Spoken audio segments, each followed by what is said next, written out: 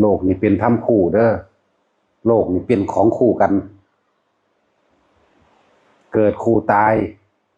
พบคู่กับจากสุขคู่กับทุกข์สรรเสริญคู่กับนินทาได้มาคู่กับเสียไปได้ลาภคู่กับเสียลาภเป็นสัตว์บุญกับคู่บาปสวรรค์คู่นรกจักว่าล่ะนี่แหละผู้ใดอยากผู้ใดถ้าฟังธรรมะที่พระพุทธเจ้าเฮาแสดงแบบเฮาสิเข้าใจดอกแล้วเฮาสิหาทางออกจากโลกอันเป็นของคู่ได้เองตะกี้เฮาบ่รู้เกิดมาเพราะว่าบ่รู้จักคนอยู่นี่บ่รู้แม้กระทั่งวันเกิดตัวเอง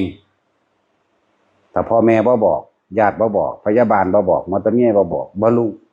บางคนเกิดมาแบบแม่ตายแต่ว่าบ่ฮู้ว่าท้องกับไผก็มีจากว่าล่ะแต่ว่าหมอตำแยบอกว่าเกิดวันนั้นเด้อวันนี้เด้อกระเสือเข้าไปเลยเนาะญาติบอกจังสิบางคนก็เกิดมาในแม่ก็ตายไปแล้วบ่มีญาติเลยก็มีเด้อมันธรรมดาเด้หลายองค์อยู่ดิพระอันทัพพระมัลลบุตรคือกันแม่ตายเขาเอาแม่ไปเผาแต่ว่ามันมีอยู่หม่องทองบ่ใหม่คนมีบุญเลยทองบ่ใหม่เขาเลยเอาประตักไปทันกว่าไฟใหม่เบิดเล็กแหลมประตักเล็กแหลมทันทองแตกปุ๊ฟงขึ้นไปข้างก็ต่อใหม่เกิดเป็นเด็กน้อยหายแง่ๆอยู่อาทพะมันระบุแล้วคนมีบุญมันบ่ตาย บวชไปได้เมื่อกี้มือดอกบรรลุอรหันต์นั่นแหละขนาดนั้นแหละคนญาติบ่มีเลยแม้กระทั่งแม่ก็ตายก่อนที่จะของอยู่ในท้องอีกน่าสลดใจบ่พวกเจ้าคิดดีๆเด้อเอาเด็กแหลมไปแทงพวกซับเปลือน่ะคนหากินกับศพแทงแตกปุ๊เด็กน้อยเนี่ยฟงจากท้องขึ้นไปข้างก็ต่อใหม่อย่างสั่นมีหลายองค์อยู่คิ้วแล้วก็เป็นแผลเป็นเลยนะพระมีแผลเป็นที่คิ้วถ้าพระมันระบุอย่างสั่นที่เบิ่งดูหนังขนาดนั้นเลยญาติกับบ่มียังกับบ่มีไผเลยนั่นแหละ แต่ว่าโดยคนคือว่าแล้วคนมีบุญมาบวชคนมีบุญมาเกิดแม่นแม่สิตายก่อนแต่ของบ่เคยเห็นหน้าพ่อหน้าแม่บ่จักแล้วก็บ่มีญาติก็มีเศรษฐีเอาไปเลี้ยงอยู่ดอกนั่นน่ะบุญที่เขาเจ้าสั่งมามันบ่ตกต่ำดอกแต่คนได้สั่งบุญมันสิไปเกิดให้อยู่หม้องใดก็แล้วแต่ถ้าตัวของออกมาจากพ่อแม่แล้วก็สิมีสิ่งที่เจ้าของเฮ็ดไว้น่ะรองรับตัวเองแล้วเพิ่นจึงว่าให้สั่งสมบุญบัดนี้คนบาปมาเกิดบัดนี้ขนาดพ่อแม่มาบัดมีมากกะจางพ่อตั้งแต่คนบาปมาเกิดในท้องพ่อท้องแม่ปุ๊บค้าขายก็บ่ได้อีหยังก็บ่ได้เอาไปมาพวกคนใส่ขาดทาสทั้งหลายมีการลักของมั่งเอาไปเอามายึดทรัพย์ก็เลยก็มีเอาไปมาด้วยผ้าพ่อแม่ขอทานก็มีจนถึงที่สุดนั่นน่ะพ่อแม่นั่นบ่ไหวแล้วเพราะแต่มันเริ่มยังเป็นตอแตะจังนะถิ่มกระโปรงให้ไปขอทานกินเอาเองก็มีนี่แหละจังว่ามีคนบุญมาเกิดก็อย่างหนึ่งคนบาปมาเกิดก็อย่างหนึ่งเป็นทั้งว่าบุญคู่บาปบ่สั่นโลกนี้มันเป็นธรรมคู่แต่เฮาฟังธรรมดีแล้วเข้าใจดีแล้วพยายามหาวิธีหนีออกจากโลกหนีออกจากสิ่งที่บ่มีคู่นิพพานเนี่ยต้องไปผู้เดียวก็บ่จะกลับมาเกิดอีกพวกเจ้าจงใจกล้าหาญและเด็ดเดี่ยวที่สุดในการที่ต้องถิ่มทุกอย่างเด้พระนิพพานเนี่ยต้องถิ่มเบิดทุกอย่างนะเพื่อว่าเราว่ากระสากมาเฮ็ดเริ่มบ่เข้าใจปานใดดอกกระชากมาเฮ็ดเลยบ่เข้าใจง่ายต้องฝึกหัดเริ่มจากทานตะกี้เฮาทานเนี่ยหวังผลในทานมีจิตผูกพันในผลของทานลำพึงลำพันสิเอานั่นเอานี่มาแลกให้แต่ของได้ความร่ำรวยทาน100 สาธุเด้อขอให้พระเจ้าวิทย์หนีวิทย์สินเข้าได้โชคได้ลาภถูกลอตเตอรี่แจ็คพอตบ้างให้ได้ให้ลูกเต้าแล้วหลานได้ร่ำได้รวยได้เป็นเจ้าเป็นนายเป็นนั่นเป็นนี่มีเบิดนั่นละต่างๆท่านจังสี่ก็ยังไปหวังผลในท่านมีจิตผูกพันในผลของท่านบ่แห้งมีธรรมดาบ่จังได๋สิมาเข้าใจคำว่าพระนิพพานจะต้องแลกด้วยทุกอย่างต้องบ่เอาหยังเลยต้องบ่ปรารถนาต้องบ่หวังหยังเลยมันคนละเรื่องกันเด้และที่เพิ่นสอนพวกเฮาให้ค่อยๆให้ทานการเสียสละของส่วนตัวเองที่หามาได้ให้มันขาดออกจากความเป็นเจ้าของ พวกเฮาบ่ฮู้จักเด้เฮาทานเงินหมื่นแสนล้านแต่ว่าถ้าหวังผลในท่านมีจิตผูกพันในผลของท่านอยากได้นั่นอยากเป็นนี่แลกนั่นแลกนี่กลับเกิดกลายเป็นว่าท่านเพิ่มทุกข์ทำบุญเพิ่มบาปจากว่าใส่เสื้อว่าบุญซื้อแต่ว่าเพิ่มบาปฟังดีๆเด้อมันเป็นอย่างคือว่าบาปแปลว่าหยังกังวลเร่าร้อนเห็นบ่นี่กังวลเร่าร้อนด้วยความหวังในความอยากได้อยากดีอยากมีอยากเป็นเลิ่นบาปจังสี่พระเจ้าสิท่านเท่าใดหมื่นเท่าใดแสนก็สร้างถ้ามีจิตแบบนี้มันเลยบ่ถึงความสงบเพราะว่าบุญแปลว่าความสงบเย็นในตัวเองสงบปราศจากความคิดในความอยากได้อยากดีอยากมีอยากเป็นนี่แหมสงบแหมมันเลยเกิดความเย็นใจของเจ้าของเองนี่แหละบุญแปลว่าจังซี่บุญบ่ได้แปลว่าท่านของหลายๆจังสิได้บุญเด้อบุญแปลว่าจังซี่ทำพ้องเข้าใจบุญให้ดีๆเอิ้นว่าทานเพิ่มทุกข์บุญเพิ่มบาปเป็นจังซั่น เพิ่นก็เลยให้พวกเฮาน่ะฝึกหัดการให้ทานซะก่อนทานโดยบ่ได้ไปหวังอีหยังมันดอกนะพระพุทธเจ้าเพิ่นเปรียบแนวนี้เด้คนที่สาดน้ำทิ่มหรืออาหารเศษอาหารที่เป็นของเสียของกินที่เป็นของเดนเพิ่นว่าตะกี้ว่าเศษเหลือเดนแห่งอาหารทั้งหลายที่พวกเราสาดทิ้งลงไปในแม่น้ำแม่น้ำลำคลองหรือที่แห้งตลอดทั้งที่ขี้ซีกเขาวางได้ละ น้ำคร่ำอันเป็นที่น้ำเน่าน้ำเสียยังได้บุญมากกว่าสำหรับบุคคลที่ทานแม้ทานเป็นเงินเป็นพันเป็นหมื่นเป็นแสนก็ช่างบุคคลผู้นั้นได้บุญยิ่งกว่าเพราะว่าไม่หวังผลในทานบ่ฮู้ว่าเจ้าของทานเด้ไม่หวังผลในทานไม่มีจิตผูกพันในผลแห่งทานแต่ว่าสัตว์ทั้งหลายเหล่าหนึ่งนี่สัตว์ทั้งหลายเหล่าใดเหล่าหนึ่งที่อาศัยอยู่ในพื้นดินเขาได้กินอาหารที่เขาสาดเทลงไปมีการขอบคุณพร้อมเด้นี่ตั้งหากล่ะเบิ่งรุ่นน่ะแต่ว่าพวกเขาเนี่ยมีเข้าใจแต่ว่าแต่ของท่านเงิน100เงินพันเงินหมื่นสาธุเด้อวิทย์หนีวิสิยังสั่นลึกซีดเกิดพบได้สัตว์ได้ก็ให้ได้เป็นคนร่ำคนรวยคำว่าทุกข์คำว่ายากคำว่าบ่มีอย่าให้มีแก่ผู้ขาพวกน่ะมันบ่แม่นแค่นั้นเด้อเนี่ยเขาให้ได้ผัวผู้เก่าขอให้ได้เมียผู้เก่าขอได้ลูกได้หลานไปนำกันอีกตายก็ว่าจะไปสวรรค์นั่นมันสิไปหม่องใดอ่ะมันเล่าร้อนกังวลจังซั่นสู่คนที่สาดน้ำทิ่มน้ำเสียเศษอาหารลงในขยะยักเยื่อบ่ได้นี่แหละเพิ่นเปรียบจังซี่เลยเด้บ่แม่นเพิ่นเปรียบอุปมาอุปไมยเด้มันเป็นของจริงพร้อมเด้ของจริงพร้อมพวกเจ้าคิดว่าในดินในสัตว์บ่มีสัตว์ติในดินน่ะมีตั้งหลายชนิดได้อยู่ในหันหลายอย่างสัตว์ประเภทหนึ่งอาศัยการดูดซึมซาบอาหารด้วยเนื้อด้วยหนังแห่งตนเองคือพวกสังเสชชะสัตว์ประเภทหนึ่งด้วยปากเครือกให้พวกขี้ตะแคนี่จักว่าจังซี่มันมีอยู่ในหันเด้เป็นทั้งสัตว์สังเสชชะเทียบเรียกคือประเภทแบคทีเรีย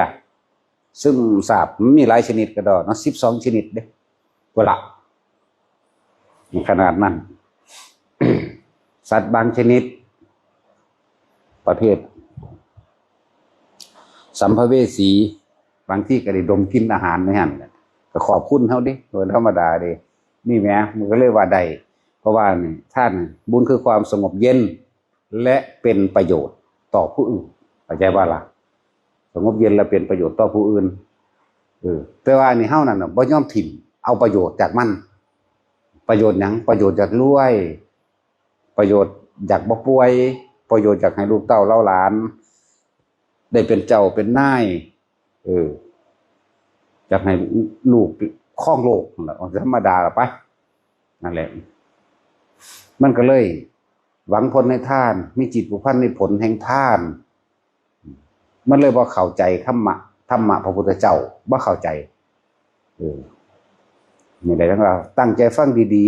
ๆเราจะหูจักเราจะออกจากทุกข์ได้คำว่าทุกข์นี่มันอยู่ข้างในพี่มันบ่ได้เกี่ยวกับว่ามีของมากหรือของหน่อยเด้พระผู้เพิ่นเข้าไปบำเพ็ญเพียรน้ำปลาน้ำดงน้ำบ่ได้มีหยังนี่แหละเพิ่นก็บ่ได้ทุกข์คือผู้เขามีรถบักหลายๆคันมีเงินหลายๆล้านเด้นั่นแหละจังว่าเปรียบดีๆคือว่าเพิ่นอรหันต์ซั่นคือไปทำบุญน้ำเพิ่นอยู่ซั่นเนาะคือว่าไปทานน้ำเพิ่นคือไปนั่นไปนี่น้ำเพิ่นอยู่แสดงว่าเพิ่นสุขตัวเนาะเจ้าของทุกข์อยู่ได้นั่นน่ะบักรวยๆนั่นน่ะมีเงินแสนเงินล้านก็บ่มีความหมายดอกหากร่างกายบ่แข็งแรงอย่างหนึ่งมีเงินแสนเงินล้านก็บ่มีความหมายหากไม่แบ่งปันเข้าใจบ่มีความหมายเด้ถ้าบ่แบ่งปันแต่เป็นคนที่จะนี่ที่เหนียวทั้งหลายบ่มีความแบ่งปันทั้งหลายนั่นน่ะมันจะเอาความหมายมาจากไสบ่มีผู้ใดมาหักเจ้าดอก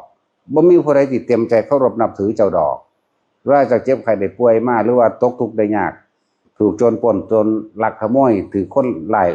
ร่างแกนี่บ่มีใครอยากซอยเด้ทำท่าบ่เห็นไปเลยเพราะว่ายังเจ้าไม่มีน้ำใจจังสั่นแหละเดี๋ยวเบิ่งเอาดีๆนั่นแหละ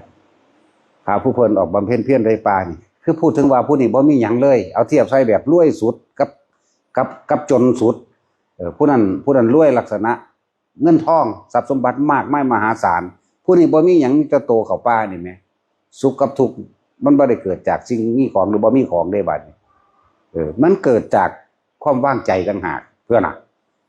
บัดคันคือว่าแลนหาผู้วิเศษอยู่เนาะแต่ของตัวหังวิเศษรถก็มียศธรรมดาศักดิ์ก็มีลูกน้องบริวารก็มีเนาะเพิ่นสิเอาหยังมาวิเศษมันจะโตเป่าตื่นยามเช้าก็หาขอทานกินไหมทั้งสั่นแล้วนั่นแหละฟังให้มันเป็นเด้อฟังดีๆเทียบเบิ่งดีๆทุกคนเนี่ยปรารถนาความสุขแล่นหาความสุขจักมันอยู่ไสความสุขก็ดีเนาะแต่เรื่องว่าทุกอย่างเกิดจากความคิดเด้อทุกอย่างเกิดจากความคิดใน3โลกธาตุนี้บ่ว่าสิเป็นกามโลกรูปโลกอรูปโลกเกิดจากความคิดทั้งเบิดเลยที่พวกเฮาคิดว่าเฮ็ดสิ่งนั้นแล้วจะได้ความสุขสิได้ความสุขสมหวังสมบูรณ์แบบนั้นนี่มีแต่ความคิดหาท่านก็เลยจะปรารถนาแต่ความร่ำรวยปรารถนาจะธรรมดาศักดิ์ปรารถนาเอาสวรรค์ปรารถนาเกิดใหม่ก็ยังรวยอีกเกิดใหม่ก็ยังมาพอคนที่จะของยินดีพอใจคนฮักอีกก็ได้แล้วมันจะใส่ว่าความสุขก็ในเมื่อแม้ความเกิดก็เป็นทุกข์นี่ไหมคำสอนพระพุทธเจ้าไหมความเกิดเป็นทุกข์ความแก่เป็นทุกข์ความเจ็บไข้ไม่สบายนี่เป็นทุกข์เห็นบ่ล่ะร้อนหิวหนาวเป็นทุกข์นี่นะสิ่งใดสิ่งหนึ่งไม่ได้ดังใจสิ่งนั้นแบบเป็นทุกข์เห็นบ่ล่ะความพัดพรากจากสิ่งที่รักก็เป็นทุกข์นั่นนะอย่างสั้นแล้วความซบกับอารมณ์ที่ไม่พึงปรารถนาก็เป็นทุกข์นะเกิดเป็นอย่างนั้นบ่ทุกข์ประบาดอย่างสั้นตัว แต่ว่าเฮาเนี่ยแสวงหาในความอยากได้ก็เลยเทียบเบิ่งดูเศรษฐีทุกข์หรือว่าเอาเศรษฐีมีทองคำหลายๆมีรถหลายๆมันบ่ป่วยบ่เดี๋ยวนี้มันบ่เป็นหวัดเป็นไอบ่วะมันบ่หิวข้าวบ่มันบ่สแตกทองคำดอกมันก็กินข้าวคือกันนั่นแหละเนาะ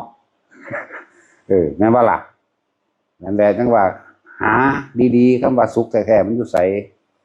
คำว่าสุขคำว่าทุกข์แท้ๆมันอยู่ไสหาในตัวเฮานี่แหละบ่ต้องเฮาไปเทียบโลดพวกรวยๆนั่นนอนบ่หลับคิดแต่ว่าสิหาเงินใส่หนี้ธนาคารอยู่ไสเด้เขาจะเข้าใจว่ามันรวยจริงแบบสิใส่หนี้ธนาคาร100 ล้านนี่สิใส่ตัวนี้ก็ยืม100 ล้านนี่ไปใส่ตัวนี้ยืม100 ล้านนี่ไปใส่ตัวนี้เด้จังซั่นแหละหายไปหามาตายซ้ำเนาะตายแล้วมันไปไสเอาส่วนมากมันจะไปนรกเด้เดี๋ยวมันก็สั่งผู้นั้นอยากได้อันนี้ถ้าผู้นี้ขวางกูก็สั่งผู้นี้อยากได้อันนั้นเนี่ยนี่แหละคือว่าสัตว์ทั้งหลายตายแล้วจิตสุดท้ายส่วนมากก็คือไปอบายภูมิเปรตและนรกนี่มากที่สุดเปรตตายด้วยความอยากตายด้วยความโลภตายด้วยความโกรธพวกหลงบัดนี้กันเดรัจฉานน่ะ นี่เว้าโดยกลางๆไว้ก่อนบ่ทันแยกแยะโดยความละเอียดเพราะว่าเรื่องของกรรมเป็นเรื่องของละเอียดมากๆเฮาสิเว้ามั่วบ่ได้เด้มั่วบ่ได้แนวมึงแจกแจงรายละเอียดถึงจังว่าให้เฮานั่นพวกเจ้าลองเบิ่งจังซี่เด้อบาดนี้เวลาเฮาทานหยังก็สร้างบ่ต้องไปหวังผลในทานอย่าไปมีความคิดนึกอยากได้ผลของทานเห็นบ่ล่ะที่จริงมันได้แล้วได้โดยบ่ได้เข้าใจว่าล่ะเฮาให้ปึ๊บนี่สงบเย็นในใจเจ้าของเองเพราะว่าเฮาบ่ไปหวังผลในทานบ่มีจิตผูกพันในผลแห่งทานเฮาบ่ไปแลกมันสงบเย็นและเป็นประโยชน์ต่อผู้อื่นแล้วเฮาช่วยเหลือบุคคลผู้ใดผู้หนึ่งนี่เฮาบ่ได้ไปหวังว่าเขาสิมาหักเฮาบ่ได้ไปหวังว่าเขาจะช่วยเหลือคืนเด้ทำดีต้องมีเหตุแต่ว่าไม่ได้หวังผลแห่งการทำดีอย่างเงี้ยจากว่าล่ะทำเพื่อสละความเห็นแก่ตัวทำเพื่อสิสละมานะทิฏฐิทำเพื่อตัวนี้และทำเพื่อให้มันขาดออกจากความเป็นอัตตาตัวตนขาดออกจากว่ากูดีกูเก่งกูเลิศเข้าใจว่าล่ะขาดออกจากตัวนี้ทำดีย่อมมีเหตุปัจจุบันสิใส่เหตุแห่งการทำดีเพราะว่าหยังอยากให้เขามาซอยขึ้นมั่งหรือว่าเพื่อสิ่งใดสิ่งหนึ่งในตัวเองแต่ว่าเฮานี่ทำดีต้องมีเหตุแต่ว่าเราไม่หวังผลแห่งการทำดีทำเฉยๆเพราะว่ามันดีอยู่แล้วแต่คนเฮาถ้าหักกันเคารพกันนับถือกันจริงๆนั่นน่ะเขานับถือเพราะว่าความดีเด้เขาบ่ได้นับถือเพราะมีอำนาจมียศถาบรรดาศักดิ์เด้มึงเบิดอำนาจมึงได้มึงระวังดีๆก็เข้าใจว่าล่ะพวกข้าราชการพวกเป็นหัวหน้าเจ้านายเจ้าหน้าที่ทั้งหลายเนี่ยฟังไว้มันบ่ฟังแมงดอกว่าเนาะมันเข้าใจว่ามันยังรวยอยู่มันเยอะยิ่ง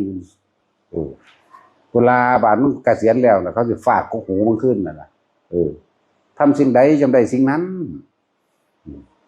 จริงบ่ล่ะพวกเจ้าว่า คนเฮามันมีช่วงตกอับคนเป็นมันเบิดบุญเป็นหน้าจากบ่ล่ะคนเป็นคนบ่ตายเบิดอำนาจในคำสั่งเบิดเงินก็มีช่วงราหากินมันลุงโลดไปเรื่อยในการเงินอันนั้นของเก่าเจ้ายังส่งเสริมซื่อๆดอกแต่ว่าเจ้าบ่เพิ่มบุญใหม่เจ้าใส่ถ้าบุญเก่ามันก็เบิดไปมันเป็นจังไดเบิดความคิดความโลภความโกรธความหลงนี่ถูกทับถมโดยอำนาจโดยธรรมดาศักดิ์แล้วมีผู้คนเข้ามาเคารพนับถือเจ้าของสันนิสิมันบ่ได้เคารพนับถือจริงดอกมันมาหวังผลประโยชน์บ่ได้จริงอันนั้นน่ะทำทามานั่นนี่เอางานนี่ให้เด้อนี่ก็ใต้โต๊ะเหมือนบ่ล่ะเอา100,000นี่นะกูก็วางอำนาจได้เป็นบ่ล่ะทั้งสั้นแล้วหวังผลประโยชน์มันบ่ได้หักเจ้าดอกเลยถึงว่ามันสู่คนทำดีโดยบ่ได้หวังผลประโยชน์ใดๆทั้งสิ้นบ่ได้ดอกนั่นแหละส่วนมากก็เป็นจังซั่นบัดนี้หาเงินไปนี่อายุก็มากขึ้นลูกก็ใหญ่ขึ้นหลายขึ้นบางคนก็มีเมียหลายขึ้นมีลูกหลายขึ้นเอาละบัดนี้ตัวนั้นแหละตัวสิมาหยุมเจ้าอยากว่าล่ะตัวสิมาล้างผ่านเจ้าที่หลังเกิดข้อมูลว่านั่นนี่มีคดีนั่นมีคดีดีเงินที่หามานั่นน่ะจักว่าล่ะเอาไปใส่คดีนั่นเอาไปใส่คดีนี่เอาไปปกเอาไปปิดความเร็วสัวซาสารเลวของเจ้าของเองลูกสัวซาสารเลวคือกันปกปิดความสัวซาสารเลวของลูกอีกสัวซาสารเลวของมันอีกธรรมดาเด้เนาะแต่สุดท้ายแล้วเอาไปมาเลยยืมเงินกองทุนนั่นยืมเงินกองทุนนี่เกษียณออกมาแล้วถือซ้ำกับเก่าอีกเอาไปมาเลยขายดินขายดอนขายนั่นขายนี่เห็นว่าบุญคือความสงบเย็นถ้ามันสงบเย็นแล้วมันสิมีปัญญาจากว่าอันนี้มันบ่แม่นแล้วคนที่บ่มีตัณหาบ่มีอุปทานบ่มีความอยากเข้ามาแทรกมาแซงมันสิอยู่โดยสมถะมันสิอยู่โดยเพียงมันสิเข้าใจเหตุผลกลไกต่างๆนานาสารพัดแต่มันสิคนจังสั่นสิเข้าวัดมั่งบ่เข้าวัดมั่งก็ยังดีก็ยังมีคติไว้แต่เตือนตัวเองก็คนจังสั่นบ่เข้าดอกเอาไปมากก็ขาดต่อของตายแน่ขาดในครอบครัวของเองตายแน่นี่เบิด แต่จังหวะแต่ละคนเบิ่งไหลเข้ามาสู่ใจเจ้าของที่เฮาเห็นอยู่เดี๋ยวนี้เรื่องในซุมื้อนี้แหละที่ว่ามาอยู่เดี๋ยวนี้ก็ดีเห็นบ่คือเฮาเบิ่งข่าวนั่นแหละเนาะจักกูเบิ่งข่าวตัวยังบ่ได้เบิ่งหยังจักเทื่อก็ยังฮู้อยู่เนาะลูกตำรวจหาตีหาฆ่าคนเนาะจังซั่นแล้วเบิ่งดูนั่นความเร็วมันปกปิดเอาเงินไปปกปิดไว้จังซั่นน่ะ ก็ความเร็วเจ้าของพร้อมเห็นบ่มันบ่ได้หักลูกทุกทางจักว่าลูกก็ขาหัวมึงเองรู้จักบ่ล่ะมันบ้าแล้วรู้จักบ่มันบ้าจังซั่นจังว่าพวกเฮาให้ฟังดีๆบัดนี้ถ้าผู้ใดอยากพ้นจากโลกอันเป็นถ้ำคู่อันนี้ความเกิดกับคู่ความตายอยู่แล้ว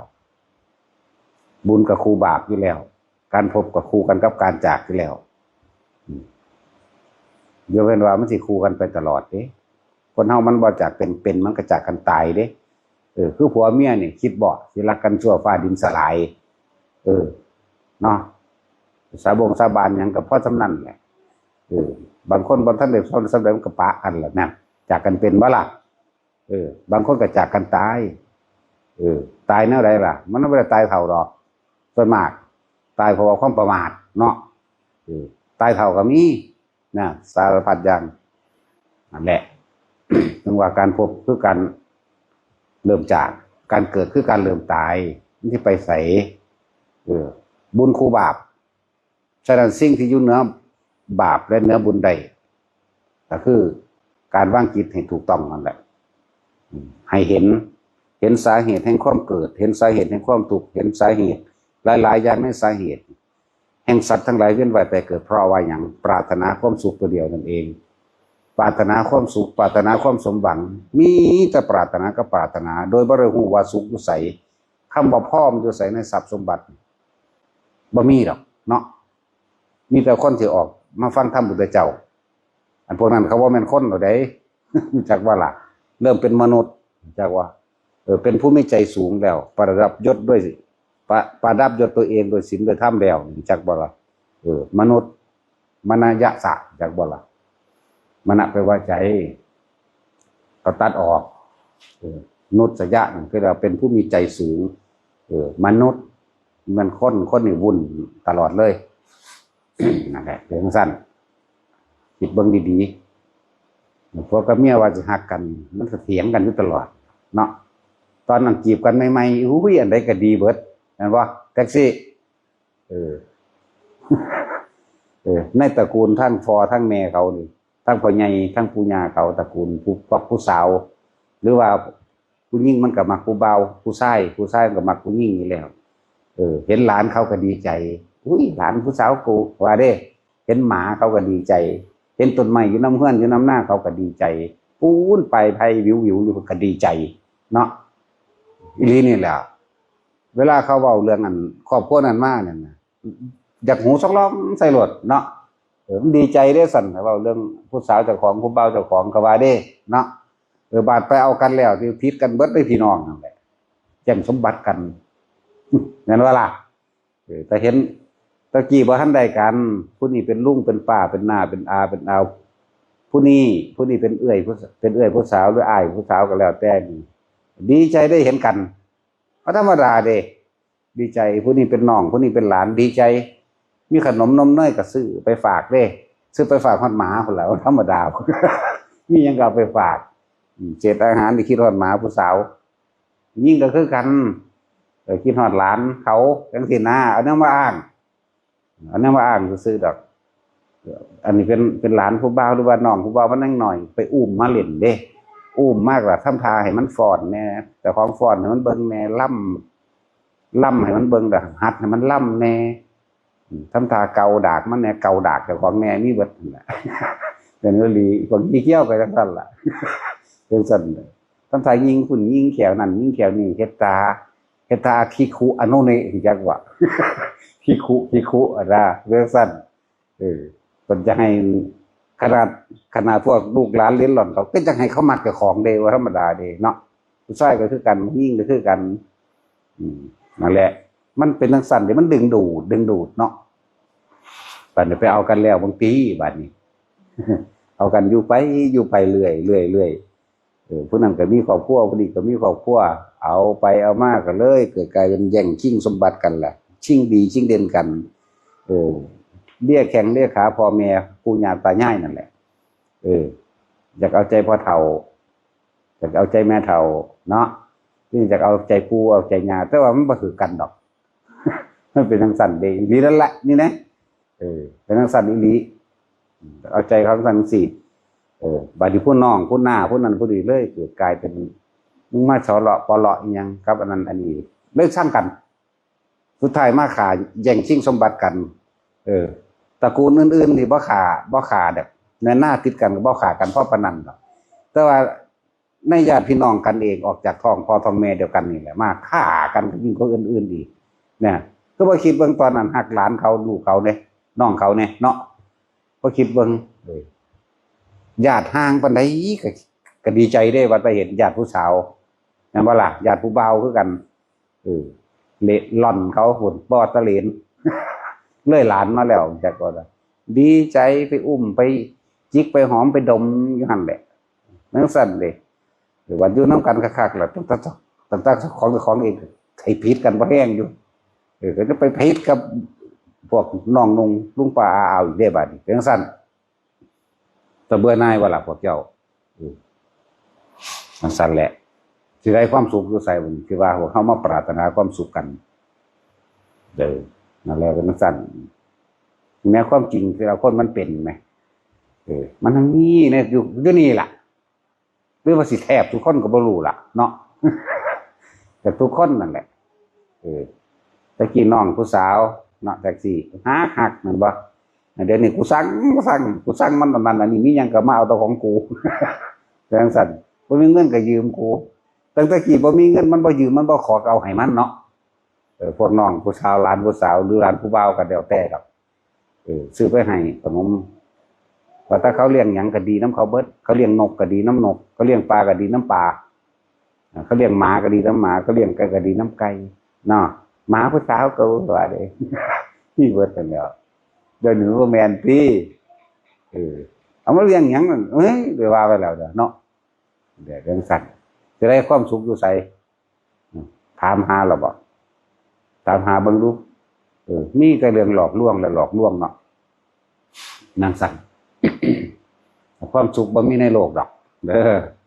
ในโลกนี้มีแต่เหตุปัจจัยให้ทุกข์มีแต่เหตุปัจจัยไปทุกข์ความสุขนั่นแหละคือความทุกข์จักว่าล่ะอันปรารถนาความสุขก็ทุกข์ดิ้นรนแสวงหาก็ดิ้นทุกข์นั่นแหละไปใส่ว่าว่าซั่นว่าสุขกับทุกข์คู่กันมันเป็นก้อนหนึ่งเดียวกัน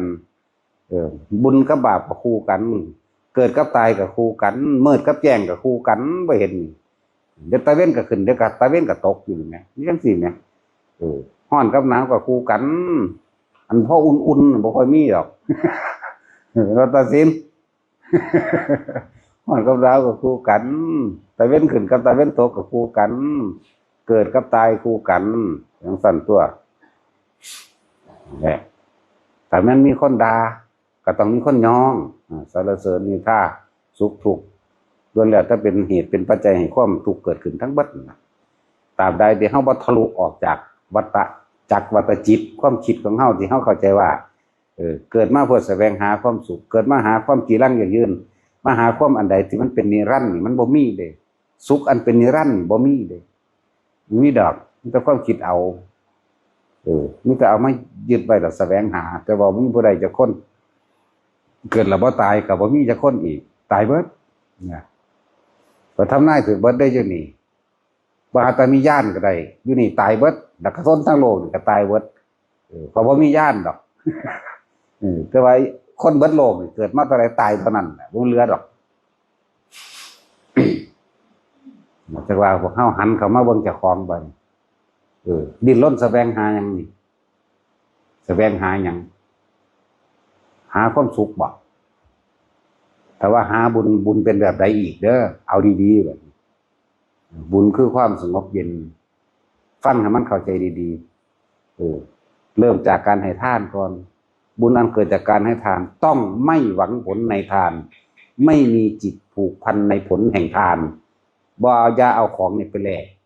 ทานปั๊บนี่ก็คือให้มันขาดออกไปเลยเปรียบดุจดังว่าเฮาสาดน้ำทิ่มเปรียบด้วยว่าเฮาสาดเทเศษอาหารถิ่มไปมันไม่ได้คิดยากหรอกเทไปไก่ก็กินหมาก็กินนกก็กินนั่นเดี๋ยวมันได้บุญน้ำอันนั้นเด้จากบ่ล่ะมันได้น้ำอันนั้นเด้บ่ได้ว่าตั้งแต่ว่าพวกสังเสร็จจากกินหรือสัตว์ต่างๆที่มันอยู่เล็กน้อยเพราะนั้นมันเฮาบ่เห็นกินไก่เฮาก็เห็นนกเฮาก็เห็นหมาเฮาก็เห็นว่ามันมากินนั่นเด้มันได้บุญน้ำอันนั้นเด้ แต่ว่าเฮาบ่คาดคิดได้ว่ามันสิได้เฮาตั้งใจเฮาคิดว่าไปทานให้พระบางหันบางนี้สิได้บุญแต่ว่าลืมคิดไปได้ว่าเจ้าของสาธุเด้อขอข้าพเจ้านี่แม้มันหยังสั่นมันเลยเป็นทำทานเพิ่มทุกข์ทำบุญเพิ่มบาปจากบ่ล่ะมันบ่ละ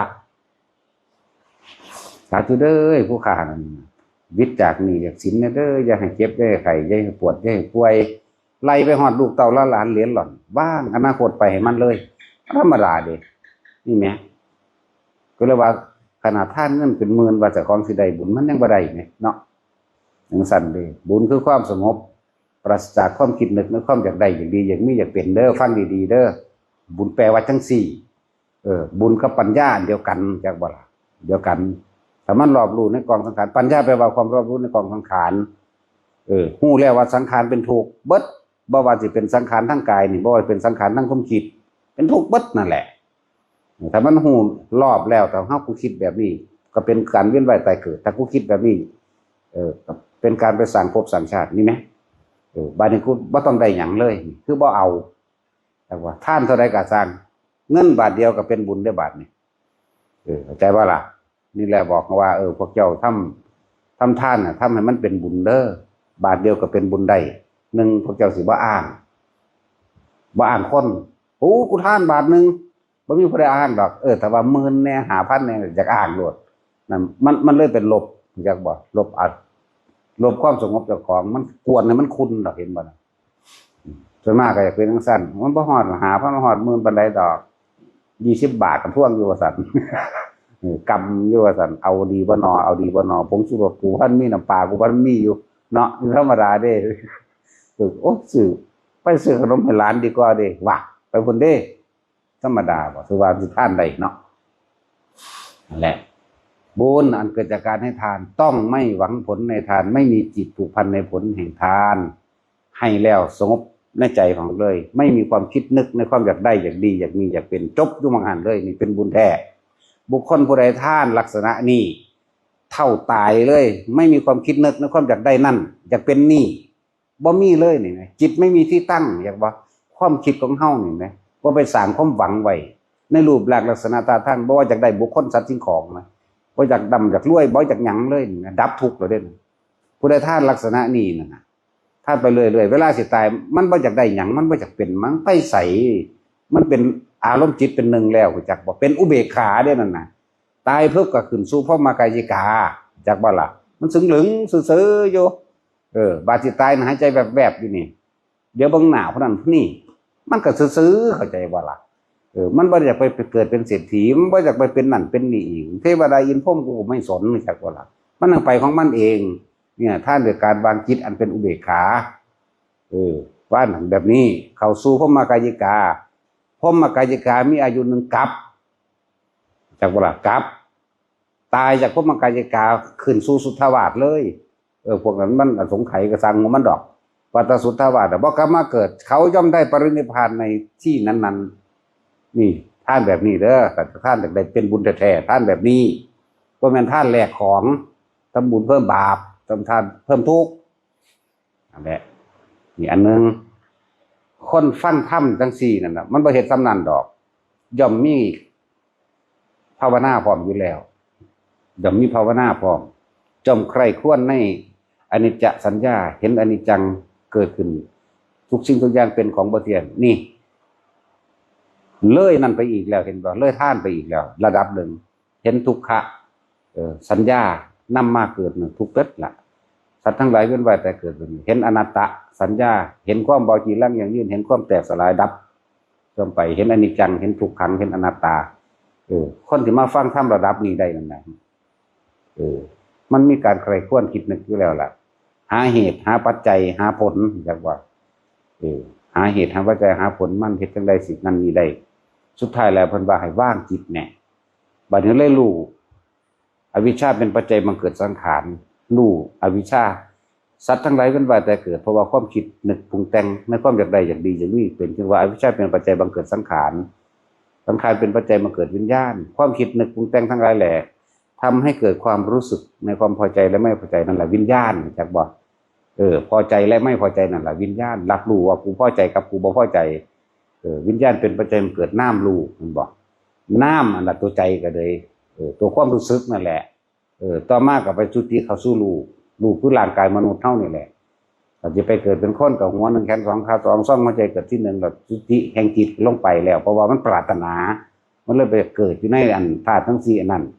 ออกจากท้องแม่มาอายตนะก็เกิดตาหูจมูกลิ้นกายใจอายตนะเป็นปัจจัยมันเกิดปัสสาวะเป็นไก่เวทนาเป็นปัจจัยเกิดตัณหาความรู้สึกนั่นแหละเวทนาแต่เป็นปัจจัยให้เกิดความอยากคือตัณหาเป็นปัจจัยมันเกิดอุปทานคือความยึดนี่เห็นบ่เนี่ยอุปทานสี่มันมีอุปทานก็เป็นปัจจัยมันเกิดภพมันก็มีภพถึงตัวคำว่าภพรูปภพอรูปภพนี่มันแยกเห็นบ่คำว่าภพนี่มันแยกไปหาภพก็เป็นปัจจัยมาเกิดชาติไปว่าเกิดขึ้นปั๊บไปภพนั้นปั๊บกับชรามรณะโศกกับปริเทวทุกข์เนี่ยก็ไปทั้งสั่นก็บัดนี้เฮาใครควรคิดว่าหน้าโอ้กูเฮ็ดจังซี่แต่กูยังหวังผลนะท่านมีจิตผูกพันในผลแห่งทานทั้งหลายยังปรารถนานั้นนี่แสดงว่ากูต้องไปเกิดแบบนี้เนี่ยรู้จักแล้วบัดบัดนี้ถ้าเฮารู้เท่าทันได้บัดนี้อวิชชายะเตเววะอเสสาวิราคะนิโรธาสังขารนิโรโธเนี่ยถ้าเฮายังมีความปรารถนามีความยินดีในรูปในรสในกลิ่นในเสียงในสัมผัสอารมณ์เกิดความรู้สึกยังมีความพอใจอยู่เฮาก็ต้องเกิดบัดนี้ไม่เอาอีกแล้วนี่ไม่เอาอีกแล้วบัดนี้มาถึงวิปัสสนาเนี่ยรู้ตามความเป็นจริงเห็นตามความเป็นจริงว่าสัตว์ทั้งหลายเว้นไปแต่เกิดเพราะรูปเห็นว่าล่ะอันเนื่องจากรูปที่บุคคลสัตว์สิ่งของที่เขาพอใจราคะมันยังความยินดีพอใจในรสชาติแห่งรูปแล้วก็มารสกลิ่นเสียงสัมผัสและอารมณ์บัดนี้กูรู้ท่านมึงแล้วกูบ่เอากับมึงอีกแล้วนี่เหตุปัจจัยทั้งหลายให้สัตว์เกิดเป็นแบบนี้เหตุปัจจัยทั้งหลายให้ตัวของอันบ่เกิดเหตุแบบนี้ก็เลยท่านบ่ได้ใบหวังผลท่านบ่มีจิตผูกพันในผลแห่งท่านทั้งหลายบ่เอาเนี่ยมันรู้ต่อท่านแล้วมันก็เลยบ่อยากเกิดมันก็เลยบ่อยากได้ยังกับไผอีก อันนี้คือปัญญาความรอบรู้ในกองสังขารสายเกิดแบบนี้ความรอบรู้ในสังขารดับสังขารความดับแบบนี้ฮู้นี่เด้อฮู้ซื่อๆเด้อย่าลืมว่านี่แค่รู้แนวทางมันซื่อเด้แต่ว่าวิธีที่สิดับจริงๆมันบ่แม่นว่าเอาความรู้อันนี้มาดับได้บัด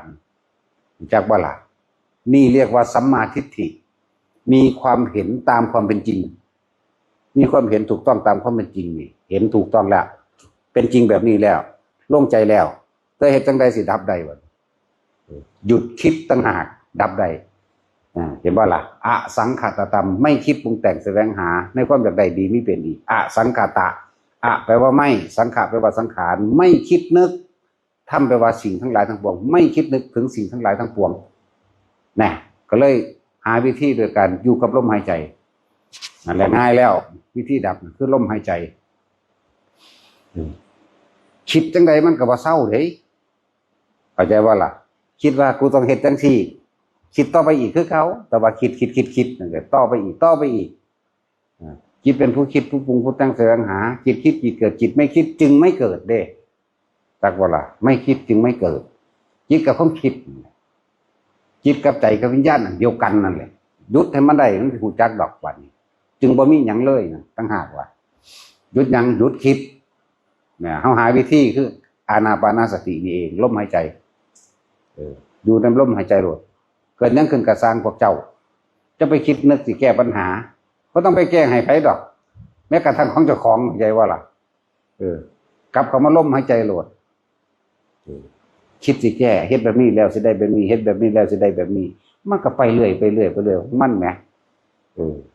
คำว่าทำไปว่าสิ่งทั้งหลายทั้งปวงเด้อเบิดทุกอย่างที่พวกเฮาพ้อมานี่แหละตาเห็นรูปหูได้ยินจมูกได้กลิ่นนี่รูปได้กลิ่นเสียงสัมผัสได้อารมณ์กระทบและสัมผัสความรู้สึกต่างๆพอใจมั่งไม่พอใจมั่งเรียกว่าธรรมทั้งเบิดถ้าจะออกจากห่วงแห่งธรรมจะออกจากห่วงจากวัฏสงสารอันนี้หยุดคิดเท่านั้นแหละถ้าผู้ใดยังบ่หยุดคิดบ่ได้ในความใดดีมีเป็นนี่นะผู้นั้นก็เที่ยวเวียนว่ายแต่เกิดอยู่หั่นแหละมันมีวิธีเดียวนั่นแหละจังว่าศัพท์คำว่าอสังขตธรรมเนี่ยคือหยุดคิดนั่นเองอาสวะขยายานรู้เท่าทันอารมณ์แห่งความรู้สึกของตัวเองเมื่อรู้เท่าทันแล้วก็ต้องหยุดคิดคือเก่าบ่ล่ะอาสวะขยะนี่มาจากคำว่าอารมณ์เด้ อาสาวะเอาลงมันยังคล้องเกี่ยวสวะนี่แปลว่าคล้องเกี่ยวเด้นี่เรียกว่าอาสาวะขยะนั่นน่ะของทิ่มด้วยขยะนี่จักบ่ล่ะที่ภาษาไทยเฮาใส่กองขยะอย่าไปใกล้มันเด้อนั่นน่ะเห็นบ่ล่ะคนนึงมักขยะนี่เนาะจังซั่นอาสาวะขยะอารมณ์ที่ยังคล้องเกี่ยวอยู่ข้องเกี่ยวอยู่ในความพอใจกับบ่พอใจเท่านั้นไอ้ที่ว่างเปล่าโดยบ่ได้คิดนึกถึงมันเลยหายากอุเบกขานี่หายาก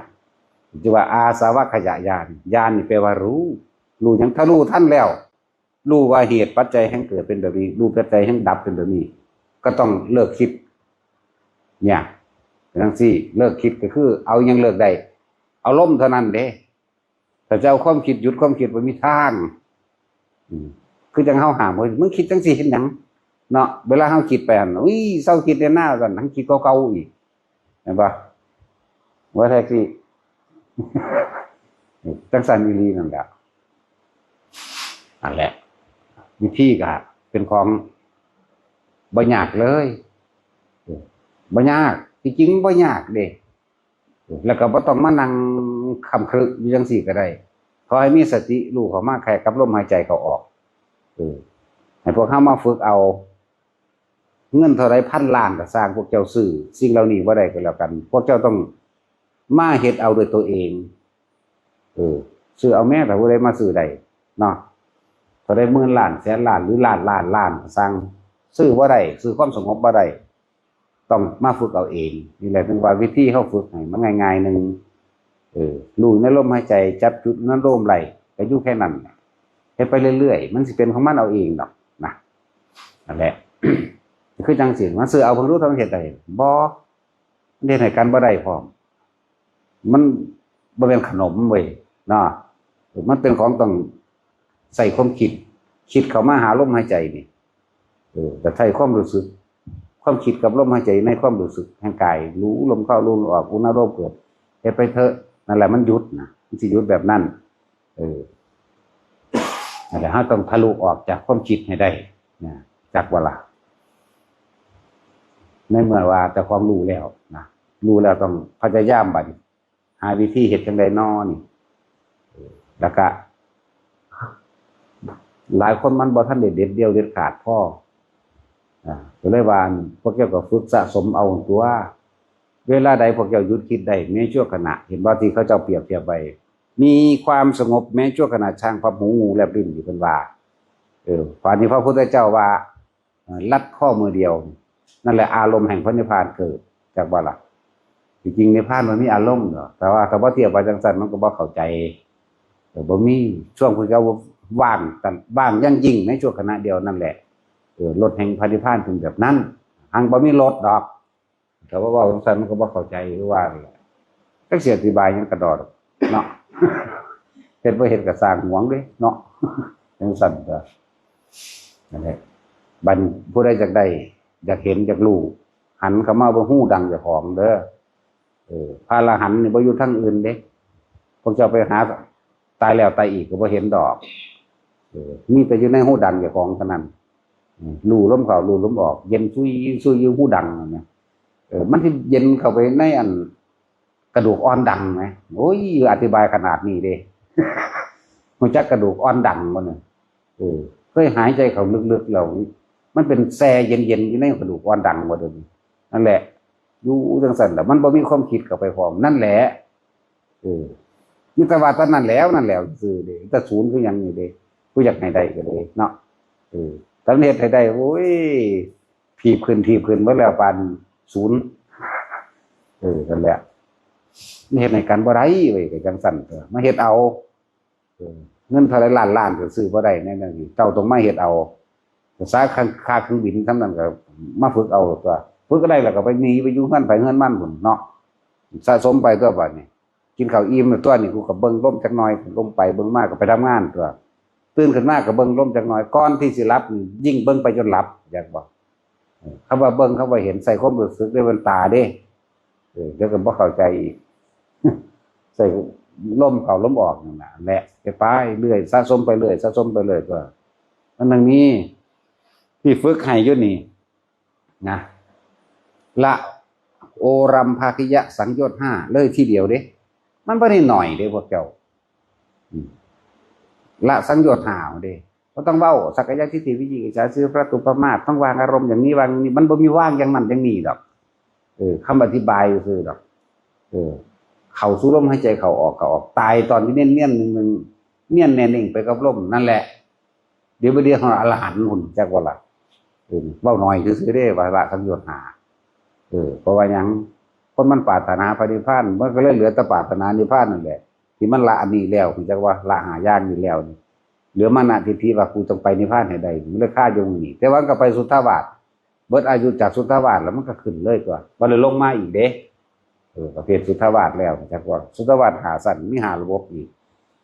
พวกสังขาริกอสังขาริกอุทังคโตโสอุปาหะจปริภาเนี่ยก็คือว่าเลิกว่าผู้จักยังดอกซึ่งหลึงถ้าพวกบวชแท้ๆยังบ่ฮู้จักว่าอารมณ์แบบนี้เป็นแบบนี้จิตแบบนี้ว่างใจแบบนี้ขาดสิ้นระหว่างอายุอันนี้นะอันตราปณิพายีนิพพานก่อนที่จะสิ้นอายุของกลับอายุของสวรรค์สั้นนั่นๆจังซี่นะอย่างใดล่ะ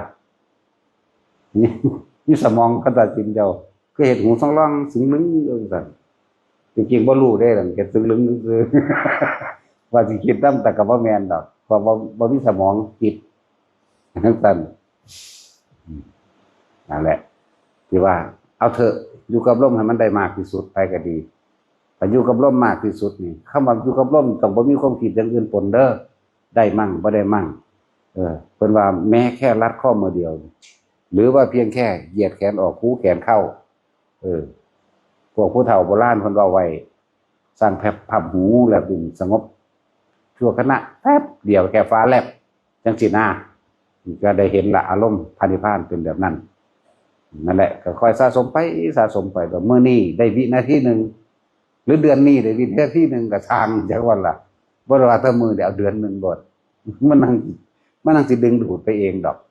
ปีนึงได้วินาทีนึงเข้าใจบ่ล่ะปีนึงได้แค่รัดข้อมือเดียวนี่งอขึ้นแต่บ่รัดข้อมือเพียงสั่นเท่านั้นปีต่อไปได้อีกวินาทีนึง2 ปีเดียว2 วินาทีจักเวลา5 ปีได้5 วิก็ฝึกไปเอาเองตัวจากได้ไหมเนาะนั่นแล้วฝึกเอาเองมันบ่มีผู้ใดเฮ็ดให้ไผได้เงินก็ซื้อบ่ได้ขึ้นอยู่ที่เจ้าของเองจักว่าล่ะผมจะคิดเบิ่งเด้อแต่เฮาเกิดมานี่เฮาเห็นคนตายเท่าใดแล้วนับได้อยู่บ่ล่ะบ่ได้แล้วเจ้าของสิบ่ตายอยู่เนาะคนที่เฮาฮักนั่นน่ะเฮาบ่ได้อยากจากเขาดอกแต่ว่าเฮาก็ต้องจากเขาคือเก่าเนาะจังซั่นน่ะนี่แหมสัจธรรมนะความจริงทั้งหลายของสิ่งทั้งปวงแหมสิ่งใดเกิดขึ้นสิ่งนั้นดับเด้นี่แหมเป็นจังซี่เวลาโมโหบ่ได้ดังใจอันนั้นนี่ให้คิดถึงความตายเบรกเจ้าของไว้แน่เด้อตายในขณะโมโหไปนรกตายในขณะโลภไปนรกจักบ่ล่ะมีแต่ไปจังซั่นเด้นั่นแหละคิดถึงความตายเบรกเจ้าของไว้เบรกความคิดเบรกอารมณ์อัตตาตัวตนคืออารมณ์ความรู้สึกนั่นแหละ